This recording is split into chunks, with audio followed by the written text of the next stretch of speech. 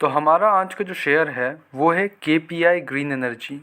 ये एक शेयर मेरे वॉच लिस्ट पे पता नहीं कब से है, ठीक है, और मैं इसमें इन्वेस्टेड हूँ।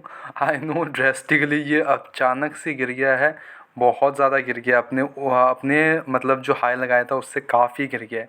तो हम इस पे बात करेंगे कि हम मेरा इसका क्या व्यू है इस पर, ठीक है, और मैं इसमें क्या कर रहा हूँ, इस पर फोकस करेंगे। हमारा मेन पॉइंट यही है आज का, ठीक है। शेयर कैसा है फुल एनालिसिस करेंगे, और मेरा क्या व्यू है, क्या व्यू रहने वाला है, और मैं क्या इस पे रखने वाला हूँ, क्या इससे मैं एग्जिट हो जाने वाला हूँ, हम इस पर फुल्ली बात करेंगे आज, ठीक है। तो let's move into it. Company करती क्या है, ठीक है।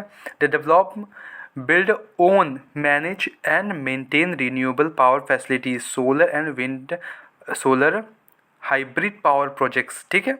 मेन बात यही है, पावर वाली कंपनी है, रिन्यूएबल सेक्टर में काम करती है, ठीक है। मेन फोकस ये यही है। अब कंपनी के बारे में हम देख लेते हैं। इसका मार्केट कैप है 7,810 करोड़, ठीक है। हाई लगाया था 745 का, करंट प्राइस 397 चल रहा है।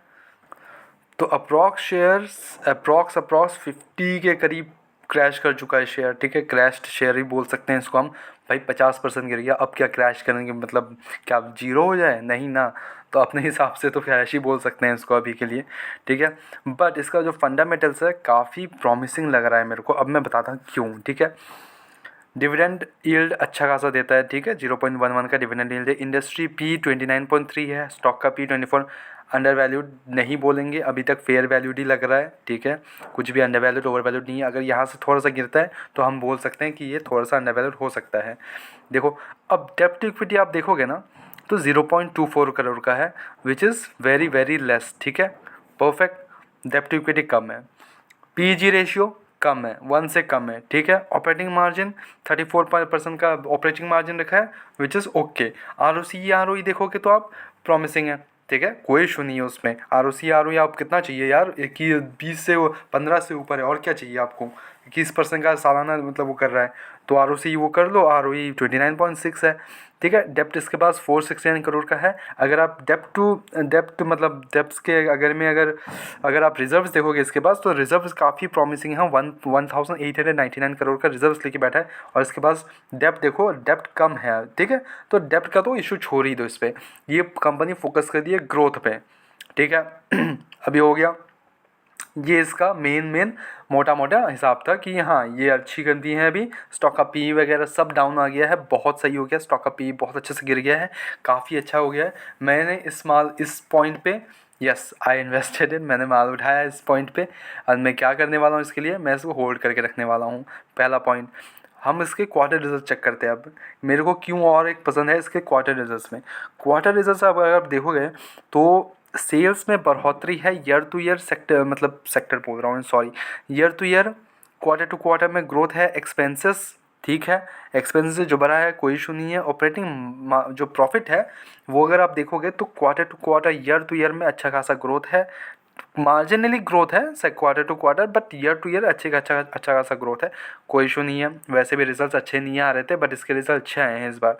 ऑपरेटिंग मार्जिन में कमी हुआ है, ठीक है। यहाँ पे थोड़ा सा ड्रॉप दिया है, मार्जिन कम गया इसका। अगर आप ऑपरेटिंग मार्जिन देखोगे तो पिछले साल था 31%, पिछले क्वार्टर था 37%, अभी 30% रह गया है। मार्जिन की थोड़ी कमी है, बट आई थिंक ये यहाँ से रिवाइव कर लेगा, कोई इशू होना नहीं चाहिए। प्रॉफिट बिफोर टैक्स देखें तो अगर आप देखोगे तो अच्छा खासा इंक्रीज़ है, मार्जिन के बाद भी ये इंक्रीज है, ठीक है। अगर आप टैक्स देखोगे तो टैक्स इस बार कम दिया है, जिसके कारण नेट प्रॉफिट ओके है, कोई इशू नहीं है। ईयर टू ईयर ग्रोथ है, क्वार्टर टू क्वार्टर ग्रोथ है। EPS इन रुपीज़, मैं मेनली EPS ही देखता हूँ। प्राइसेस में मतलब नेट प्रॉफिट में मैं हमेशा EPS वगैरह ही चेक करता हूँ, ठीक है। तो EPS में अच्छा खासा एक ग्रोथ है, ठीक है। ये हो गया मोटा मोटी हिसाब क्वार्टर रिजल्ट्स का। Profit and loss statement check कर लें तो ईयर टू ईयर अच्छा खासा ग्रोथ दिख रहा है। सेल्स में भी, ऑपरेटिंग प्रॉफिट में भी, ऑपरेटिंग मार्जिन में भी ग्रोथ है, ठीक है। ऑपरेटिंग मार्जिन में भी ग्रोथ है, प्रॉफिट बिफोर टैक्स में ग्रोथ है, नेट प्रॉफिट में ग्रोथ है, ठीक है। डिविडेंड पे आउट हमेशा डिविडेंड पे आउट करती है, पहले डिविडेंड नहीं देती थी but now it's giving dividend, ठीक है, अच्छा खासा डिविडेंड दे देती है, 9% 2% का डिविडेंड दे रही है कंपनी, यानी कि प्रॉफिटेबल है तभी ना डिविडेंड दे पा रही है। अगर वो प्रॉफिटेबल नहीं होते डिविडेंड देना मुश्किल हो जाता ना, तो उस हिसाब से तो एक तो हो गया क्वार्टर रिजल्ट चेकआउट, ठीक है, क्वार्टर रिजल्ट अच्छे हैं चेक्ड। एफ की होल्डिंग देखो आप, एफ की होल्डिंग आप देखोगे तो सितंबर 2024 में 9% का था, अभी थोड़ा गिर गया है 8.78। फिर जो जनवरी क्वार्टर में इन्होंने फिर माल ख़रीदा है, यहाँ देखो एफ ने माल ख़रीदा है, वो भी जनवरी क्वार्टर में ख़रीदा है, ठीक है, ये एक अच्छा है। डी ने भी सेम ही माल रखा है, डी ने ना बेचा है ना ख़रीदा है, सेम टू सेम रखा है, मतलब डी का भरोसा पक्का है, कोई इशू नहीं है। पब्लिक ने भी माल अपना थोड़ा सा बेचा है, कोई इशू नहीं है, पब्लिक में से भी हम ही है तो कुछ इशू नहीं पड़ता। एफ जैसा मेन है, एफ ने अपना माल बढ़ाया है, मेन पॉइंट ये तो चेक। तो ये हो गया फुल एक ओवरऑल एनालिसिस हो गया कंपनी का क्या क्या करती है।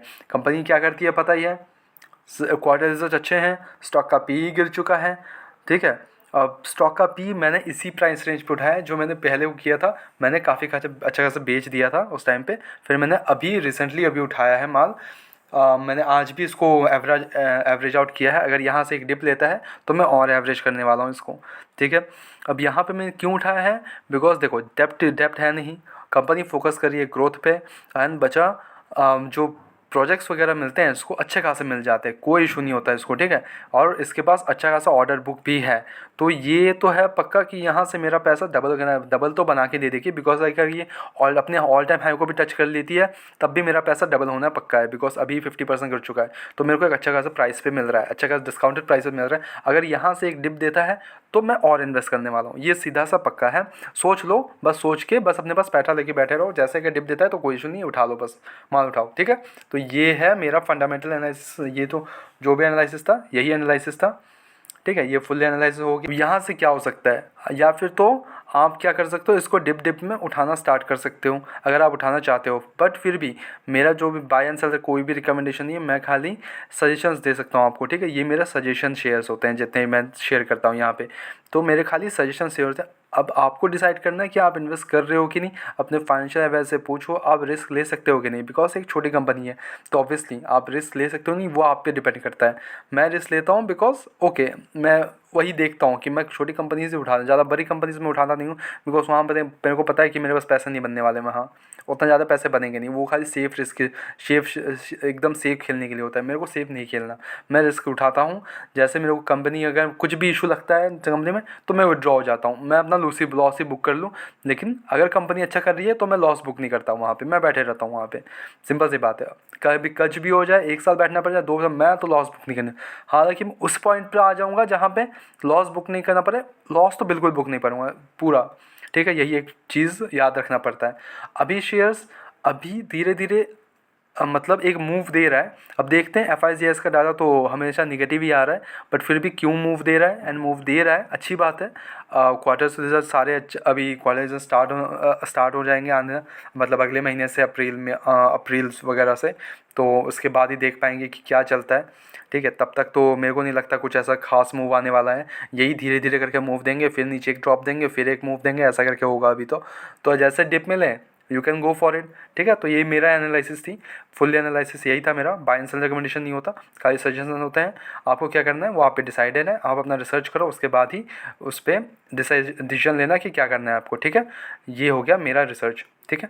मिलते हैं नेक्स्ट वीडियोज़ में, काफ़ी सारे वीडियोज़ प्रीवियसली अपडेटेड है, मतलब अपलोडेड है, काइंडली चेक इट आउट, वो भी चेकआउट करो, ठीक है। और उसमें 1-2 अगर कमेंट कर सकते हो तो कमेंट भी कर देना, वीडियोस कैसे लगे, ठीक है, लाइक कर देना। मिलता है नेक्स्ट वीडियोस में, तब तक के लिए bye bye, peace and signing out.